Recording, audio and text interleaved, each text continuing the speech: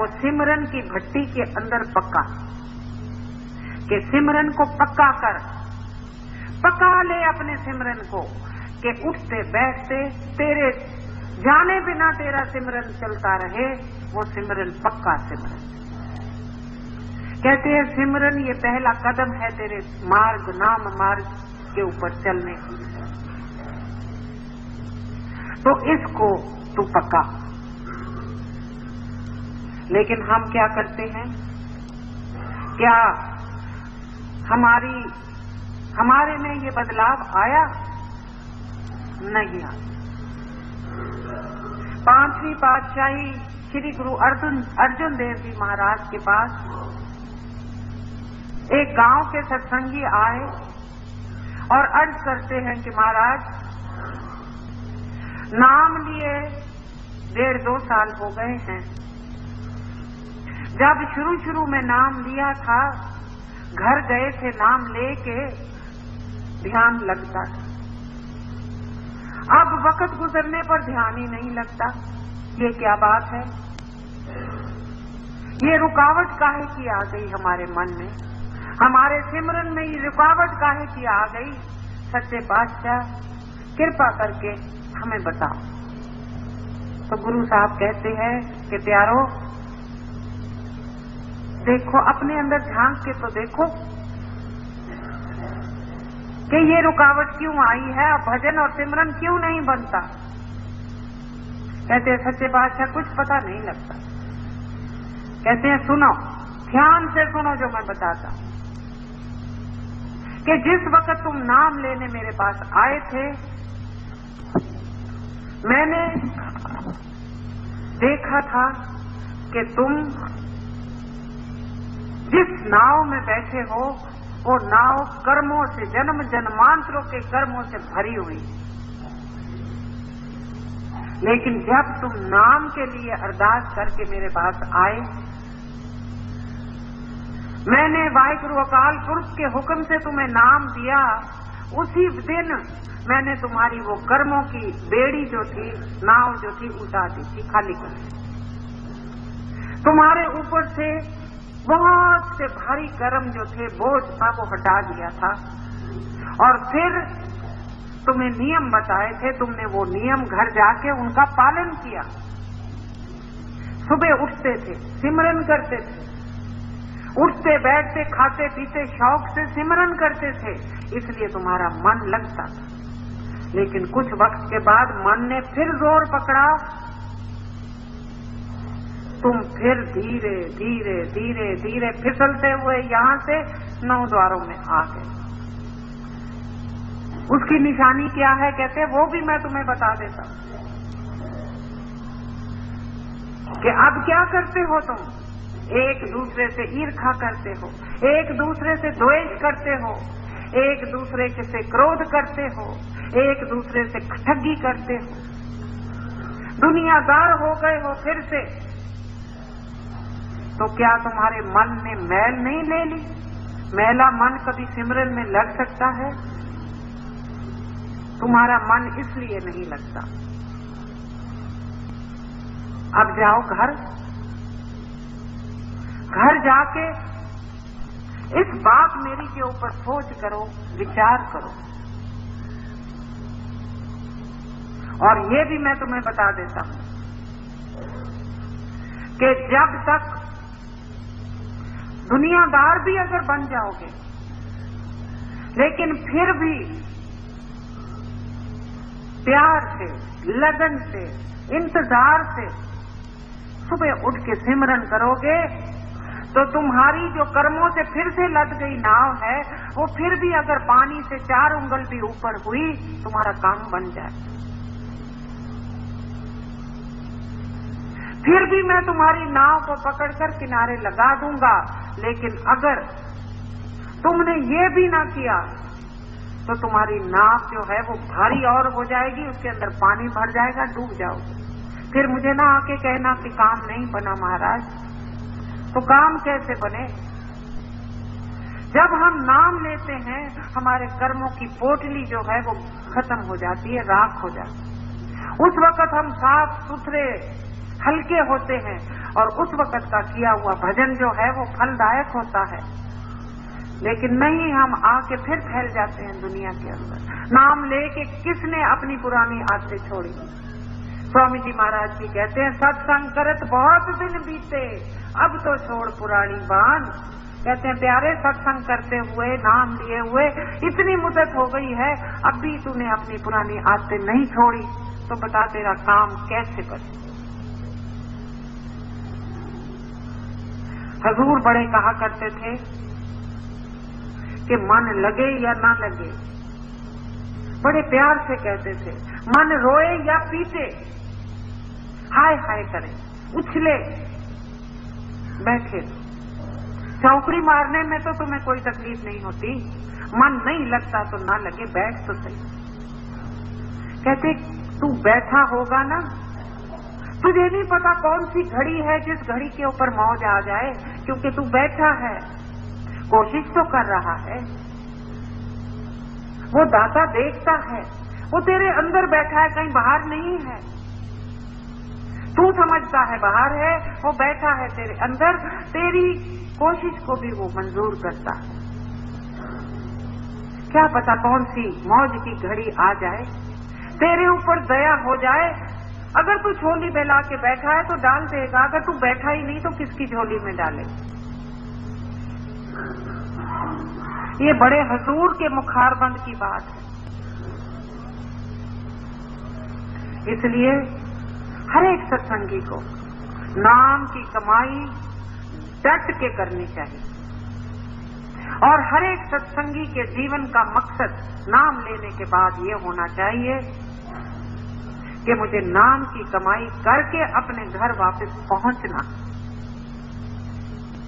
अगर वो नहीं करता, नाम लेने के बाद अगर वो कमाई नहीं करता, तो कोई माफी नहीं है। ये सबसे बड़ा कुकर्म है कि नाम लेके भजन ना करना, इससे बड़ा पाप कोई नहीं। कहते हैं हम दुनिया को पापी कहते हैं, उससे ज्यादा पापी तो हम हैं कि नाम लेके शुभ कर्म नहीं करते। शुभ कर्म जिंदगी में एक ही है कि सुबह उठ, तड़के उठ, नाम की कमाई कर। नाम की कमाई करेगा तो तेरी सारी जिंदगी के अंदर बदलाव आ जाएगा, तेरे विचारों के अंदर बदलाव आ जाएगा। तो कहते हैं कि गुरु अर्जुन देव से फिर उन्होंने पूछा कि महाराज, हमको आपकी 4 उंगल ऊपर की बात समझ में नहीं आई, जरा खोल के समझाओ। कहते हैं, खोल के ये समझाता हूं कि नाम तुमको दिया है, फिर से तुमने अपनी नाव कर्मों से भर ली है, लेकिन कोई नहीं, गुरु का तो शिष्य है। नाम की बख्शीश तेरे ऊपर हुई है, लगा रहो, कमाई करता रहो, अपनी जिंदगी को सुधारता रहो, और जब अंत का वेला आएगा,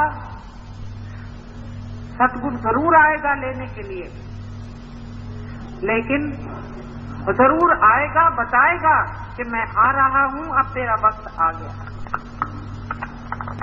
लेकिन 4 उंगल ऊपर होनी चाहिए, नाव कर्मों की 4 उंगल ऊपर होनी चाहिए, डूबी हुई नहीं होनी चाहिए। कहते डूबी हुई होगी फिर भी सतगुरु को बिरध है, वो आएगा, लेकिन उसके आने में और दूसरे आने में फर्क होगा। अभ्यासी जो होगा उसको बता के जाए कि मैं आ रहा हूं तुझे लेने के लिए, तुझे घर ले जा रहा हूं। जब आत्मा यहां पर पहुंचती है शरीर को छोड़ के मृत्यु के वक्त, ये काल का साइड है, ये दयाल का साइड है। तो दयाल की ताकत वहां खड़ी है, उसको गोदी में लेके जिस मंजिल के ऊपर कमाई के मुताबिक रखना होता है वहां जाके बिठा देते। लेकिन अगर जिज्ञासु ने, सत्संगी ने कमाई नहीं की, फिर भी सतगुरु लेके जाता है, क्योंकि उसको लाज है, अपने नाम की लाज है, वो लेने आता है। तो उस जमाने की मिसाल देके गुरु साहब कहते हैं कि अभ्यासी को टमटम में लेके जाता है। टमटम का मतलब घोड़े गाड़ी में लेके जाता है। प्यार से लेके जाता है, सवारी में लेके जाता है, और जो नहीं करता उसको भी लेके जाता है, लेकिन उस टमटम के साथ रस्सी बांध के घसीट के लेके जाता है। क्यों घसीटना पड़ता है उसको? इसलिए घसीटना पड़ता है कि उसका ख्याल दुनिया में लगा हुआ है, वो छोड़ता ही नहीं दुनिया को, तो दुनिया से निकालने के लिए उसको घसीटना पड़ता है। कहते लाज फिर भी सतगुरु को है, हमको नाम की लाज भी नहीं आती। तो ये कबीर साहब अपने को समझा रहे हैं। कहते प्यारे, इसलिए तू क्या कर, गुरु भक्ति में लग जा, गुरु के साथ अपना प्यार पक्का कर ले। अगर प्यार करने के लायक कोई हस्ती है इस दुनिया के अंदर तो वो गुरु। लेकिन अपनी हालत देख, तू किस भक्ति में लगा हुआ। भक्ति तो तू भी करता। कहते सबसे पहले तू खुद परस्ती की भक्ति में लगा हुआ है, अपनी भक्ति में लगा हुआ है। कौन सी है तेरी भक्ति? खाना पीना, कमाई करना और फिर ठगियां करना, ठगी करके पैसा कमाना, रिश्वतखोरी करना, किसी ने पैसा रखा उसका हजम कर जाना।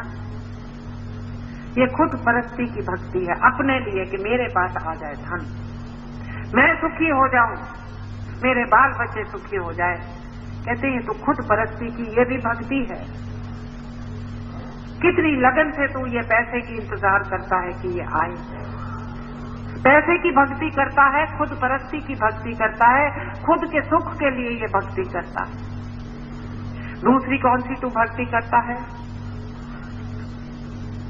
कुनबे की भक्ति करता है, अपनी बिरादरी की भक्ति करता है, उसके अंदर बड़ा बनना चाहता है, नेता बनना चाहता है, सबके काम करता है, अपना काम नहीं करता, सबके काम करता है। अपना काम तेरा था नाम की कमाई करना, उसको तो भूल जाता है, दुनिया के काम में लग जाता है, नेता जो हुआ। तो ये कबीले की भक्ति है। फिर कहते हैं कि तीसरी भक्ति तू कौन सी करता है? देश की भक्ति करता। कहते मैं अपना देश का भक्त हूं, अपने देश के ऊपर जान देता हूं। और जब देश की भक्ति करता है, अपने देश से प्यार करता है, दूसरे देशों से नफरत करता है। और जब दूसरे देशों से नफरत करता है तो क्या होता है? लड़ाई झगड़े। अमेरिका रूस से झगड़ा करता है, रूस अमेरिका से झगड़ा करता है, तो क्या उसका नतीजा होता है? एटम बॉम्ब, हाइड्रोजन बॉम्ब, एक दूसरे के साथ लड़ाई, एक दूसरे के साथ नफरत। तो कहते तू कौन सी भक्ति में लगा हुआ है? ये तीनों भक्तियां जो हैं ये तेरे नाम की कमाई के अंदर रुकावट है। तो कहते हैं कि प्यारे, अगर तू गुरु की भक्ति में लग जाएगा तो तेरे अपनी भक्ति भी हो जाएगी, कुनबे की भक्ति भी हो जाएगी, देश की भक्ति भी हो जाएगी। क्यों? कि तू विशाल हो जाएगा, तेरा सारी रचना के साथ प्यार हो जाएगा, तू सबको के अंदर परमात्मा देखेगा। किसके साथ तू वैर करेगा, किसके साथ तू द्वेष करेगा, किसको तू गाली देगा, किसके साथ तू ठगी करेगा? क्योंकि तू गुरु का प्यारा हो गया। गुरु तुझे प्यारा हो गया है, इसलिए तू बुरा काम कोई कर ही नहीं सकता। तो कहते हैं गुरु भक्ति में लग प्यारे, गुरु भक्ति में लग, गुरु के साथ प्यार कर। फिर आगे चल के कहते हैं गुरु से ये बातें सारी बता के कहते